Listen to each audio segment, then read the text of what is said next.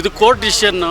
ಕೋರ್ಟ್ಗೆ ಎಲ್ಲರೂ ತಲೆಬಾಗಬೇಕು. ಭವಾನಿ ರೇವಣ್ಣನೇ ಎಲ್ಲ ಈಗ ಮಗನ್ನ ಯಾರೋ ಒಳ್ಳೆ ಲಾಯರ್ ಇಟ್ಟು ಏನೋ ಮಾಡಬೋದಾಯ್ತು. ಕೋರ್ಟೆ ಕೊಟ್ಟ ಮೇಲೆ ಇನ್ನೇನಂತೆ, ಮಸಿ ಒಳ್ಳೆಯ ಕೆಲಸನೇ ತಾನೆ ಅದು.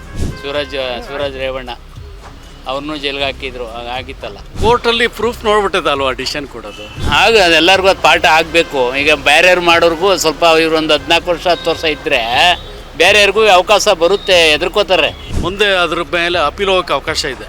ಈಗ ಬೀದಿಗಳಲ್ಲಿ ಅವರು ಸಣ್ಣ ಪುಟ್ಟ ರೌಡಿಗಳು ಇರ್ತಾರಲ್ಲ, ಅಂಥವೆಲ್ಲ ಒಂದು ಸ್ವಲ್ಪ ಎದುರ್ತಾರೆ. ಮಾಡಿದ ತಪ್ಪಿಗೆ ಶಿಕ್ಷೆ ಅಂತ ಕೊಡ್ತಾರೆ ಅಷ್ಟೇ.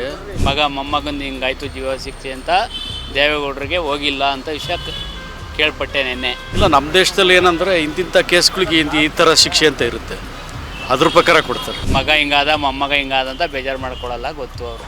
ರಾಂಗ್ ಸಾಕ್ಷಿಗಳಾಗಿದ್ದರೆ ಅವಾಗ ಅಪೀಲ್ ಅವಕಾಶ ಇರುತ್ತೆ. ಜನ ಮುಂದೆ ಏನಿದೆ ಪಾಠ ಕಲಿಸ್ಕೋತಾರೆ ಅಷ್ಟೇ. ಸರ್, ಈಗ ಪ್ರಜ್ವಲ್ ರೇವಣ್ಣ ಅವರಿಗೆ ಜೀವಾವಧಿ ಶಿಕ್ಷೆ ಆಗಿದೆ, ಏನು ಹೇಳ್ತೀರಾ ಸರ್ ಇದ್ರ ಬಗ್ಗೆ? ಇದು ಕೋರ್ಟ್ ಡಿಸಿಷನ್ನು.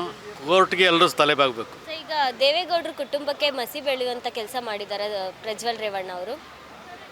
ಅಲ್ಲ, ಇದು ಕೋರ್ಟಲ್ಲಿ ಆ ಥರ ಡಿಸಿಷನ್ ಬಂದಾಗ ಮಸಿ ಬೆಳೆಯೋಂಥ ಕೆಲಸನೇ ಆಗದಂಗೆ ಆಯ್ತಲ್ಲ. ಕೋರ್ಟೆ ಕೊಟ್ಟ ಮೇಲೆ ಇನ್ನೇನಂತೆ, ಮಸಿ ಬೆಳೆಯೋ ಕೆಲಸನೇ ತಾನೆ ಅದು. ಪ್ರಜ್ವಲ್ ರೇವಣ್ಣ ಅವರು ಮಾಡಿದ್ದಾರೆ ಅಂದ್ಬಿಟ್ಟು ಏನಿದೆ ನಿಮ್ಮ ಹತ್ರ ಪ್ರೂಫು ಅಂತ ಹೇಳ್ತಾ ಇದ್ದಾರೆ, ಇದಕ್ಕೆ ಏನು ಹೇಳ್ತೀರಾ?